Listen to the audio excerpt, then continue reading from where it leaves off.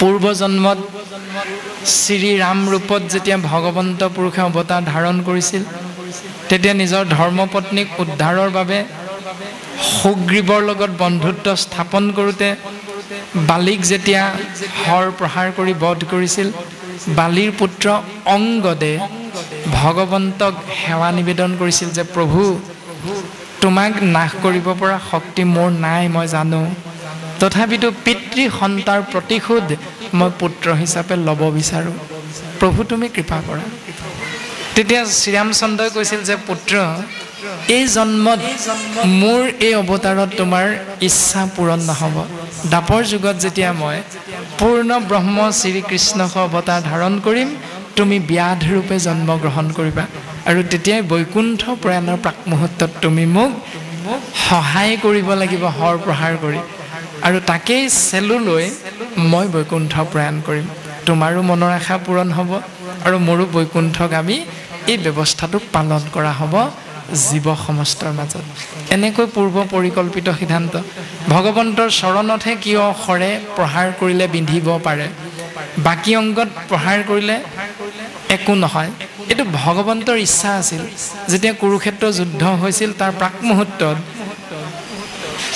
ভীমৰ পুত্ৰ ঘটোৎকচৰ পুত্ৰ আছিল বাৰ্বাৰিকে যেতিয়া যুদ্ধক্ষেত্ৰত অংশগ্ৰহণ কৰিবলৈ আহিছিল তেতিয়া বাৰ্বাৰিকৰ এটা চৰ্ত আছিল চৰ্তটো হ'ল যিটো পক্ষ দুৰ্বল সেই পক্ষৰ হৈয়ে বাৰ্বাৰিকে যুদ্ধক্ষেত্ৰত থিয় দিব ভগৱন্তই দেখিলে সৰ্বনাশ দুৰ্বলটো কৌৰৱ পক্ষই হ'ব কাৰণ অধৰ্মৰ পৰাজয়ৰ বাবে ধৰ্মৰ জয়ৰ বাবেহে ভগৱন্ত পুৰুষে ধৰাধামলৈ আহিছে গতিকে বাৰ্বাৰিকৰ এনেকুৱা এটা চৰিত্ৰ আচৰণ যদি থাকে যুদ্ধক্ষেত্ৰত তেতিয়াহ'লে অকণমান সমস্যাৰ সৃষ্টি হ'ব সেইকাৰণে বাৰ্বাৰিকক যুদ্ধৰ প্ৰাৰম্ভণিতেই শিৰচ্ছেদ কৰা হৈছে এই সংসাৰৰ পৰা বিদায় দিয়া হৈছে আৰু বাৰ্বাৰিকৰ হাতত আছিল মা ভগৱতীৰ পৰা লাভ কৰা 3 পাত হৰ মাত্ৰ 3 পাত হৰ তাৰে এপাত হৰ প্ৰহাৰ কৰিলেই বাৰ্বাৰিকে গোটেই কুৰুক্ষেত্ৰ যুদ্ধ এক মুহূৰ্ততে নাশ হৈ থাকিলহেঁতেন ইমান শক্তিৰ গৰাকী আছিল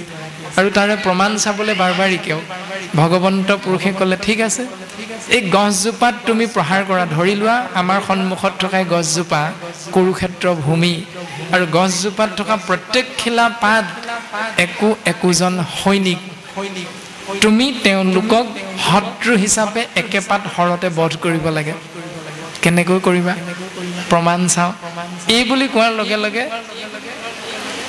বাৰ্বাৰিকে ধনুত সেই হৰ প্ৰহাৰ কৰিছে জুৰিলৈ প্ৰহাৰ কৰিছে গছজোপাৰ প্ৰত্যেকখিলা পাততে এক মুহূৰ্ততে এটা ফুটা হৈ গৈছে প্ৰহাৰ কৰিলে তাৰমানে শত্ৰুক নাশ কৰা সেইটো এটা উদাহৰণ আৰু শেষত হৰপাত আহি ভগৱন্তৰ শৰীৰৰ চৰণ কমলৰ ফালে লক্ষ্য কৰি আছে ভৰিটোৰ ফালে তেতিয়া বাৰ্বাৰিকে কৈছে প্ৰভু আপোনাৰ চৰণ আঁতৰাই দিয়ক বোলে কিয় নিশ্চিত ৰূপত আপোনাৰ চৰণৰ তলত এই গছজোপাৰ এখিলা পাত আছে হয়তো আপোনাৰ অজ্ঞানবশতো হ'ব পাৰে গছকি আছে গতিকে আপুনি ভৰিখন আঁতৰাই দিয়ক নহ'লে মোৰ হৰে আপোনাৰ ভৰি মানে চৰণ ভেদ কৰি পাতখিলাক মানে শত্ৰুৰূপী পাতখিলাক নাশ কৰিব তেতিয়া মা ভগৱতী প্ৰকট হৈ কৈছে প্ৰভু মই বাৰ্বাৰিকক কথা দিছিলোঁ মানে বৰ দিছিলোঁ যে 3 পাত হৰ এপাত হৰ প্ৰহাৰ কৰিলে সমস্ত শত্ৰু নাশ হ'ব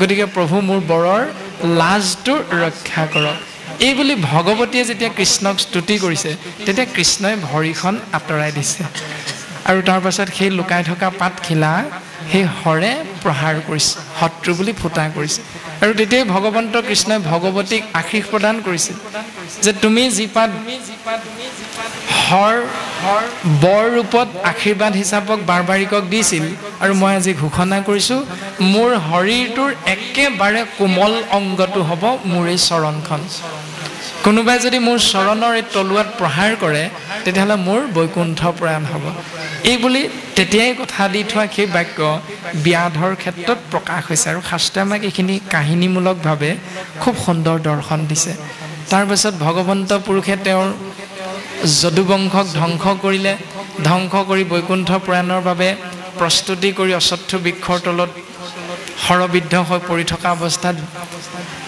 মহাভক্ত উদ্ধৱে গৈ যেতিয়া দৰ্শন পালে উদ্ধৱে কেৱল বাগৰি বাগৰি কান্দিছে, মাথোন কান্দিছে। আৰু কন্দাৰ পাছত ভগৱন্ত পুৰুষে উদ্ধৱক আশ্বস্তবাণী প্ৰদান কৰিছে, আশ্বস্তি প্ৰদান কৰিছে। পদে আমাক সিদ্ধান্ত দিছে, ৰাম নিগদতি শোক শুনি মোক নৃপবৰ ভকতৰ সন্তাপ দেখিয়া পীতাম্বৰ ভৈলন্ত কুল কৃষ্ণ জগত জনক কমল নয়ন ভৰি বহৈলুতক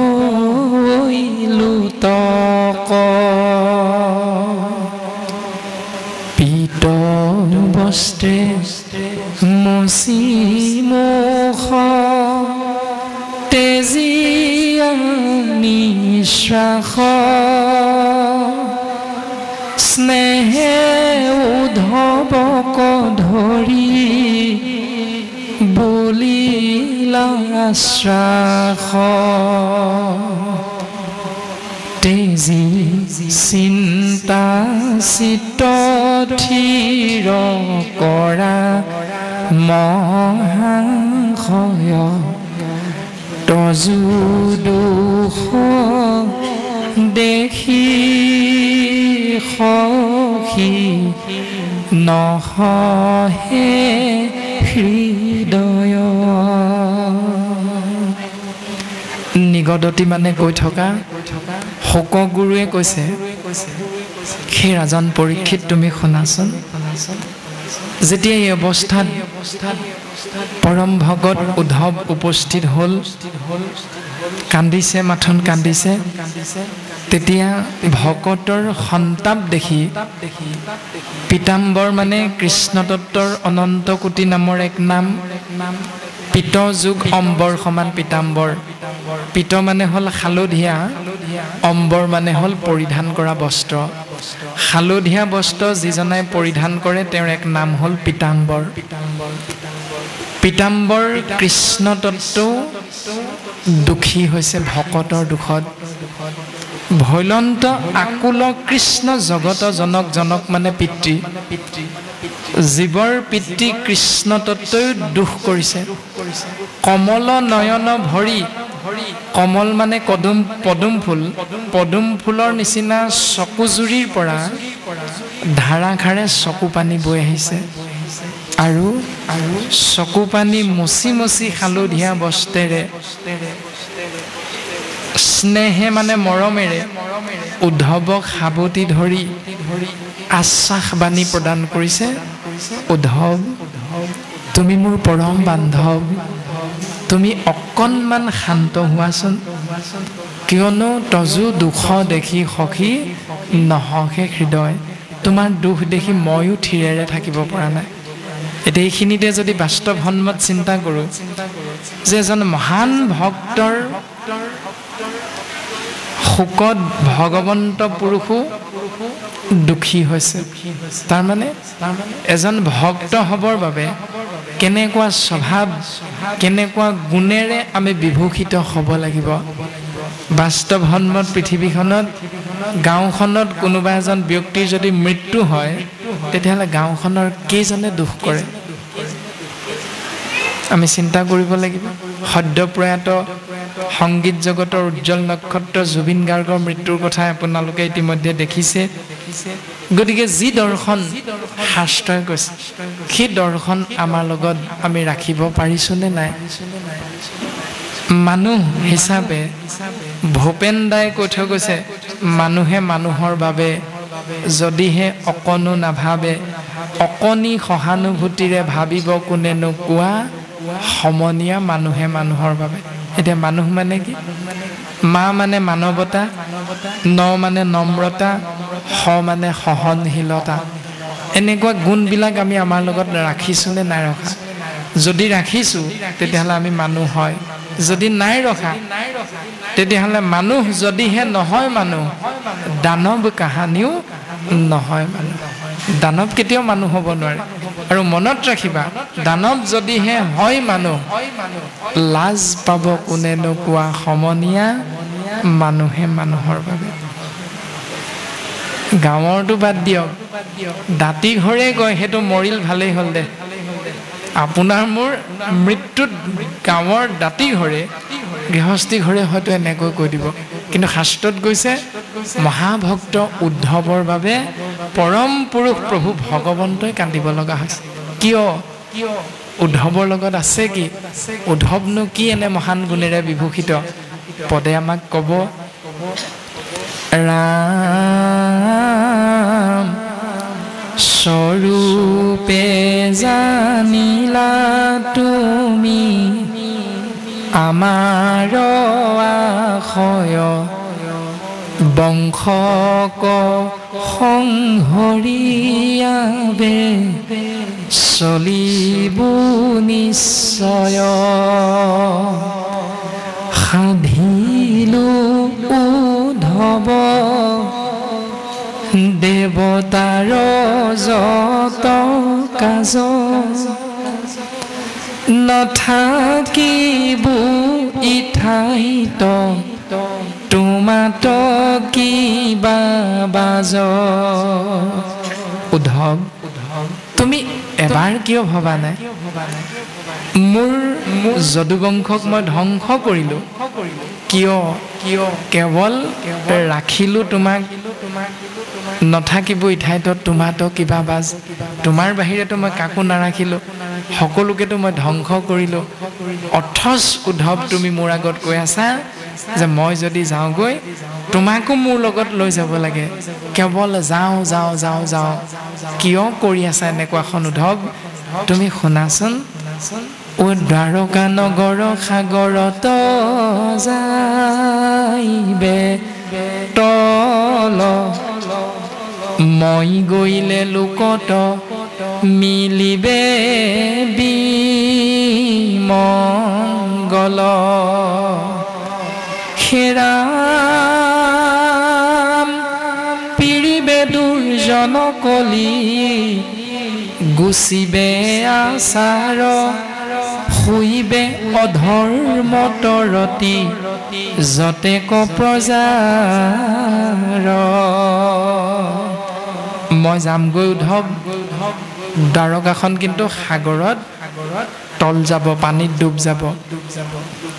মই যামগৈ উদ্ধৱ, সময়ৰ ওপৰত প্ৰভুত্ব বিস্তাৰ কৰিবৰ বাবে যুগৰ অধিপতি কলিৰ আগমন হ'ব, আৰু কলিৰ কৰাল গ্ৰাসত পৰি জীৱ অধৰ্মী হ'ব, অনাচাৰী হ'ব। কিন্তু উদ্ধৱ, তুমি আমি দুয়ো গৈলে মিলিব অনৰ্থ, লুপ্ত হৈবে জ্ঞান ইটো ভকতিৰ পথ। উদ্ধৱ, মই গ'লে এইকেইটা হ'ব, কিন্তু মোৰ লগত যদি তোমাকো লৈ যাওঁ, অৰ্থাৎ দুইজন যদি গুচি যাওঁ, তেতিয়াহ'লে ভক্তিৰ পথ, জ্ঞান তত্ত্ব জীৱৰ মাজৰ পৰা নাইকিয়া হৈ যাব উদ্ধৱ। আৰু ভকতিৰ জ্ঞান নাইকিয়া হৈ গ'লে জীৱৰ মাজত কি হ'ব তুমিতো জানিব লাগিছিল উদ্ধৱ। এবাৰ ভাবি চোৱাচোন। ও অধৰ্মে পিৰিবে যাইবে লোক অধুগতি, ভকতিক ৰাখি তুমি থাকিও সম্প্ৰতি। সম্প্ৰতি মানে বৰ্তমান। সেই উদ্ধৱ, তুমি বৰ্তমান সংসাৰত থাকিব লাগিব। কিয়? কাৰণ তোমাৰ এটা মহান কৰ্ম আছে। মই নাথাকিলে এইখিনি হ'ব। মই নাম ৰূপত থাকিম, আৰু মোৰ নাম ভক্তি জীৱৰ মাজত তুমি প্ৰচাৰ কৰিলেহে জীৱৰ পৰম গতি হ'ব। যদি সেইখিনি প্ৰচাৰ নহয়, আৰু ময়ো যদি নাথাকো সেইখিনিও যদি প্ৰচাৰ নহয় তেতিয়াহ'লে জীৱ অধোগতি যাব নহয় উদ্ধৱ ৰাম ভকতি নভৈলে ভূমি যাইবে ৰসাতল মোৰ আজ্ঞা পালিয়া ৰহিও মহাবল মোহৰ বচন ইটো নচাৰিবা তুমি শ্ৰৱণ কীৰ্তন প্ৰৱৰ্তায়া থাকা তুমি উদ্ধৱ তোমাক মই এটা মহান দায়িত্ব দিছোঁ মোৰ নাম শ্ৰৱণ কীৰ্তন মহাভক্তি তুমি জীৱৰ মাজত প্ৰচাৰ কৰা যদি তাকে নকৰা মোৰ বাক্য যদি আশ্ৰয় নকৰা এই সংসাৰত যদি তুমি নাথাকা তেতিয়াহ'লে ভকতি নভৈলে ভূমি যাইবে ৰসাতল ভূমি ৰসাতললৈ যাব নহয় উদ্ধৱ এবাৰতো গৈছিলে হিৰণ্যকশিপুৰ ভাতৃ হিৰণ্যাক্ষই পৃথিৱী বা ভূমিক নিজৰ পত্নী কৰিবৰ বাবে ৰসাতলত নি লুকুৱাই ৰাখিছিল যিহেতু পূৰ্বকালে ই দেশত নাছিল ভকতি নানা দেৱ পূজা মাত্ৰ আচৰে সম্প্ৰতি পূৰ্বকালৰ পৰাই এই দেশত ভক্তি নাই কেৱল ৩৩ কোটি দেৱ দেৱতাক বিভিন্ন নীতি নিয়মেৰে পূজা অৰ্চনা কৰা দৰ্শনটোহে আছে নানা দেৱ পূজন কৰয় বলিদান শংখ চাগ মহিষ কাটৈ অসংখ্য প্ৰমাণ হাঁহ ছাগলী পাৰ মহ আদিবিলাক বলি দি দি এক দেৱ এক সেও একত বিনে নাইকেও পৰম সত্য বস্তুৰ বিপৰীতে বিভিন্ন দেৱ দেৱতাক পূজা কৰা নীতি নিয়মহে আছিল গতিকে সেই সময়ত ধৰণী বা ধৰিত্ৰীৰ অপায় মংগল হৈছিল নিশ্চিত ৰূপত সেইকাৰণে উদ্ধৱ তুমি ভক্তিক আশ্ৰয় কৰা যদি ভক্তিক আশ্ৰয় কৰা তেতিয়াহ'লে জীৱৰ ওপৰত এনেকুৱা অপায় অমংগলবিলাক আহি নপৰে ৰাম ৰাম কিন্তু ঐত নাথাকিবা কহিলো প্ৰকৃতি মোট চিত্ত দিয়া ফুৰা পৃথিৱী পৰ্যতি যত দেখা শুনা মায়াময় স্বপ্ন সম হৰিময় দেখি দূৰ কৰা